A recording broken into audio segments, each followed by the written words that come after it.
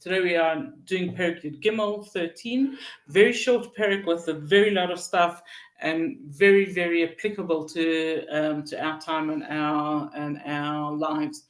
So it's written that there is a segula attached to this Perek.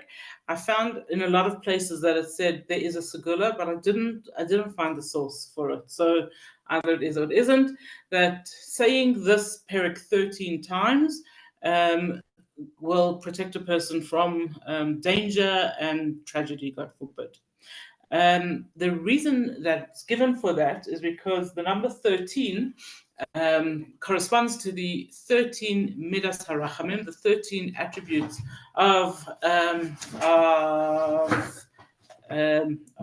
mercy from Hashem.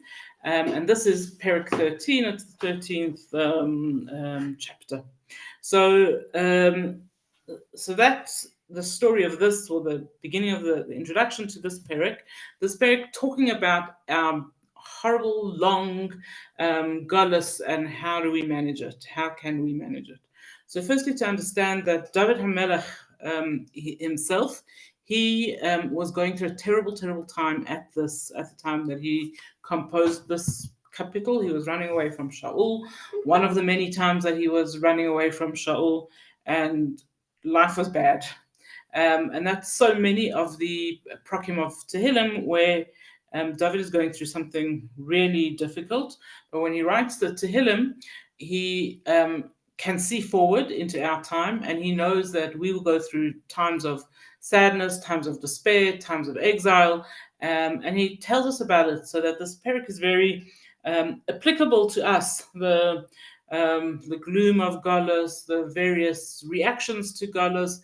I think you will see that fits very much with our lives.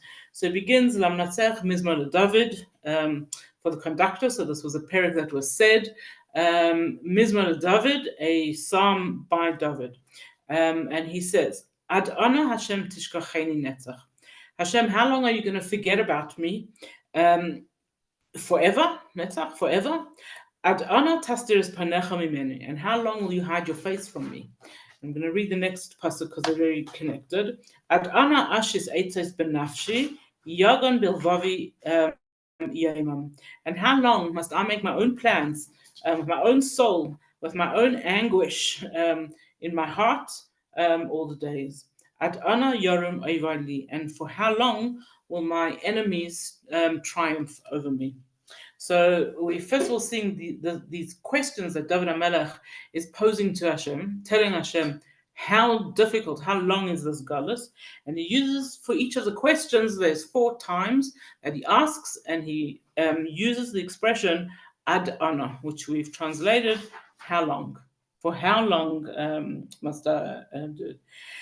So it's talking about galus, and also to give us just the feeling of how long this galus is. If anybody is following in a Tehillim that has trop, like the music notes for Torah reading, they'll take notice that on top of each of the words ad ana is a music note called the shilshelas. The shilshelas is a music note that looks like 3 triangles almost attached, like a zigzag, and the person who's reads that sound 3 times over. So I'm not about to try and show you that. I'm not a laner. But it's used whenever the Torah wants to tell us that it's not just long, but it's extra long. So typically it's used, and another example of where the shilshelas is used is when Noach has to go into the teva, and he doesn't want to. And he's standing, Hashem tells him to go into the ark, and he doesn't want to, and so the shilshelas is used there to tell us that he really, really hesitated before he went in there. So, what's the matter? Huh? Shilshelas. It's terrible to give a shit with my husband sitting up. Sorry. No, shilshelas. Okay. So on each of these ad ana, and ad ana, there's a shalshelas, which is telling us not just how long, but how long? Okay, very, very, very, very long is the emotion that David HaMelech is feeling about the fact that Hashem has seems deserted us in Galus. First of all, Rashi comments and he says that there's 4 times in the Torah where Hashem said about us Jews, ad honor. For example, when we misbehaved in the desert, and Hashem says, ad honor, and for how long are you going to complain to me? How long are you going to moan about such and such? So there's 4 different times in the Torah where this expression ad honor is used, and we landed up paying back, if we could say that, that we're in a galus where we have to say to Hashem, ad honor, for how long, Hashem, are you going to do this to us? And the emotion that we're supposed to hear with these questions, ad honor, is like an oi, a sigh, like how long, Hashem? How long are we going to have to endure this galus? And again, just looking at Rashi, who says that each of these ad honor is referring to one of the exiles that we've been through. So let's just see it in using the words of the Tehillim. The first one, ad honor Hashem tishkacheni. Hashem, how long will you forget about me?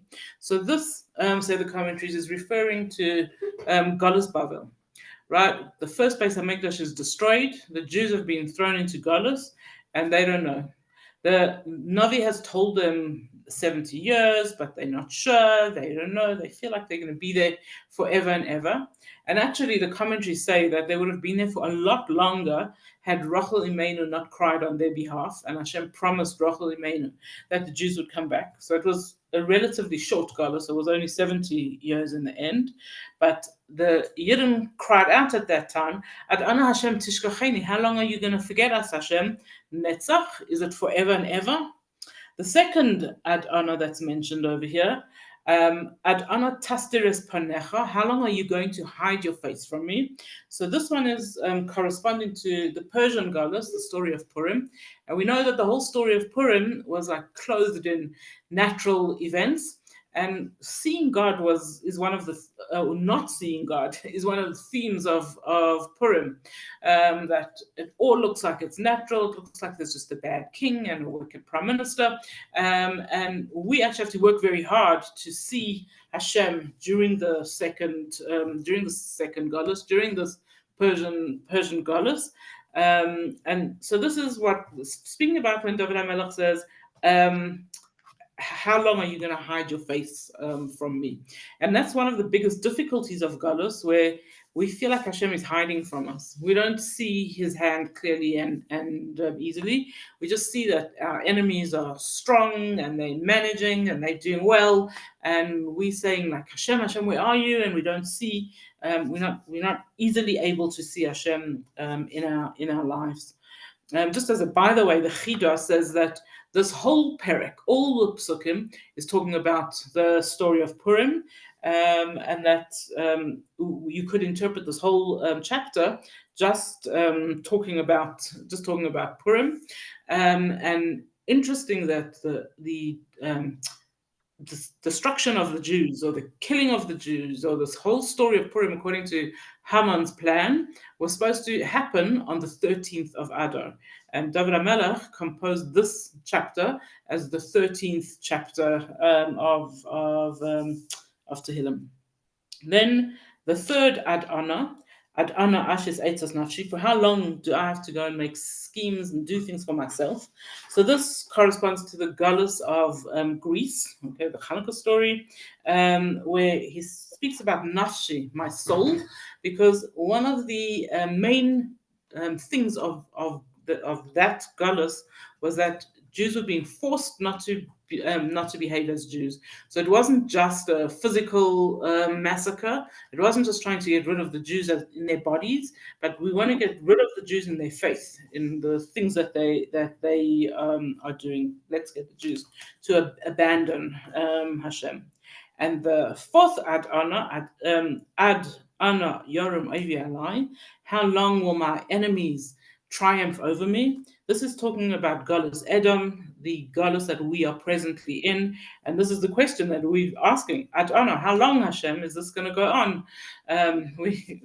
We've had it. We can't take it any longer. So it says that just as there are the four Adonams corresponding to the four goddesses, there's also four different ways that we Jews, that people, react to goddess. So each is brought by understanding our emotions. So the first one, I'll give you a little story. There's a child waiting for the mother to go into a shop and do an errand. And the mother says to the child, "You just wait right here. I'm just running in to get eggs and I'll be out very quickly." And the child's sitting in the car or wherever they're sitting on the bench outside, and the mother goes in. And first she sees a friend and she speaks to the friend for a little bit. And then she stands on a long queue to pay, and it's taking a while. And then her credit card doesn't work and she has to phone the bank. And then finally, she gets back to the car. And what does she find? She finds that her child is in a mess, crying, sobbing. And she says, "What are you crying for? Why are you crying? I said I'm coming." And what does the child say? "I thought you forgot me. Right? I thought you were never coming back." That's the emotion that the child feels. You forgot me. Tishkacheni. You forgot me. And so there are many times in our exile that we feel like we're in a real mess. Hashem, it looks like you forgot us. Okay, it looks like you forgot me. Then there's another emotion, a different emotion, and I give you this story. You're supposed to fetch someone, and you tell them that you're going to be there at 5:15. You're just going to run and do an errand, and then you're coming there. And off you go running to do the errand, and same thing happens. There's a long queue. The first shop that you go into doesn't have what you want. You run into another shop, and by the time you come to fetch whoever it is, they are burning mad. Okay, they're not a baby. They don't think you forgot them. They spoke to you on your phone, and they know that you are eventually coming. But they are standing and waiting, and you just kept them waiting, and they are burning mad. And that's our other emotion with Galus, where we say, "Hashem, we have been waiting so long. Okay, you've told us, and we keep on seeing signs, and we keep on thinking Mashiach is coming, and then something else, and someone says this is a sign of Mashiach, and doesn't." So what is our emotion? We get really angry. We get really upset with it. Is this true or is this nonsense? What is going on? So our emotion then is anger. We really cross. Then there's a third situation, and that situation again, I'm going to give it with an example, with a story, an example. You and a friend are meeting somewhere, and you're going to share an Uber. And you're standing and waiting, the friend doesn't show up. And you wait and wait and wait, and now the Uber is charging for just sitting there and waiting, and you're starting to get annoyed. And eventually, what do? You get into the Uber, and off you go without your friend and send them a message like, "You know what? I took care of myself." So whatever. And this is another emotion that we have with Galus, that sometimes we say to Hashem, "You're not going to show up. We're going to do our own thing. We are not going to be keeping all of Torah mitzvahs as well as we were. We're not going to be doing everything that we were supposed to. You didn't come. We're finding our own way." And then there's a fourth emotion, and that's the emotion of despair. Hashem, we can't do this anymore. We can't do this any longer. And so what do we start doing? We start blaming everybody else, and we start blaming circumstance, and we start questioning Hashem. That's our fourth emotion. And during Galus, one that's as long as this one, we go through all these emotions at various times. Crying that Hashem's forgotten us, angry that He's forgotten us, doing our own thing, and then despair. Okay, just feeling despair. The Dubno Maggid sums this all up with one mashal. The Dubno Maggid tells a mashal about a king who knew that he was dying, and so he calls a very good friend of his, and he says, "Here is money enough for my daughter to have the best wedding possible, and a nice luxurious life after that. but I don't want you to give her money now. I want her to become a bit self-sufficient. I want her to learn how to live in the world. I want her to prove herself. I want her to prove that she's not a spoiled brat. I just want her to get a job and work and do. And when it comes to her wedding, then you're going to hand over this money, and she's going to have the best wedding ever, and she's going to live wonderfully after. This princess is far too spoiled for that, and she doesn't manage. Okay, and so life's not going greatly for her. She doesn't have a house to live in. She often doesn't have money to pay for food. It's just not good. And other people around who know that this man has so much money from the king keep on going to him and saying to him, give her a little bit, give her some of it. Okay, let her live nicely now. And the man says no. I promised the king I wasn't giving her any money until her wedding. And it's getting worse and worse. And it comes to a stage where the princess is homeless. And not only she's homeless, she's malnourished. And it's bad. And the princess is going to die of hunger and whatever. And so the people come to the friend again and they say, you really have to give her, some of the money. She's going to die. Man says, no, not giving her the money. The king told me to wait until her wedding. And finally, the people say to the friend, if you don't give her money now, there won't be a wedding. Right? There won't be a princess. There won't be a wedding. And so he gives her little bits of money so that she can recuperate, so that she can look after herself, and she'll be able to be strong enough to get married and live a good life. And the Diplomat says that this is a story of Galus. Hashem wants us to be self-sufficient. He wants us to be able to exist in this world and do what we're supposed to do and become like a mensch, whatever. And we struggle with it. And life is hard. And we struggle with that. And around we say to Hashem, please, a little bit of kindness. Be nice to us. And at some stage, Hashem says, okay, if I'm not nice to them now, there'll be no one to bring Mashiach for. And so I'm going to give them decent life now, in bits, in increments, so that they will be able to pull themselves together and actually bring Mashiach. And the Dubna Magid says that this is what we have to keep on saying to Hashem. Hashem, you must give us good life now, even during Galus, so that we will be able to have Mashiach, so that we'll be able to put ourselves together and have Mashiach. And so David HaMelech has explained the emotions, the feelings of being in this dismal, despairing Galus. And then what does he say? Pasuk Dalet. He says, Habita, look at me. Aneni Hashem Elekai. Answer me, Hashem, my God.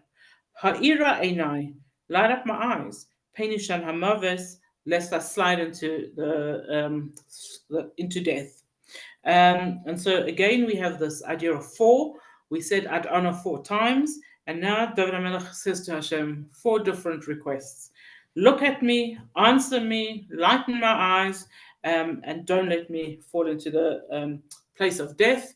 And immediately all the Mefarshim speak about the fact that this place of death is not talking only physically, but also spiritually, that we shouldn't, God forbid, give up and become down, despairing, distressed, depressed, whatever things. So he's asking these four things. Hashem, look at me and give it to me. And then David HaMelech gives another reason why Hashem should do this. He says, Pain Yemar Ovi, lest my enemies should say, Yechaltiv, we were stronger than him, we were able. Sorry, Agilu Kiyamot, and my tormentors will rejoice when I fall. So we give Hashem another reason. Either just be nice to us because be nice to us, or be nice to us so that our enemies shouldn't seem to be winning over us and gloating over our downfalls.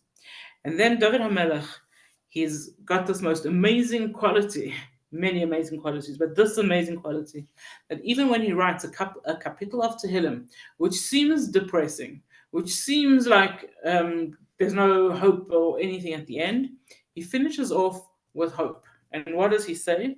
"Va'ani b'chastecha batachti," and me, I trust in your love. "Yagal libi b'shuasecha," my heart will rejoice in your saving me.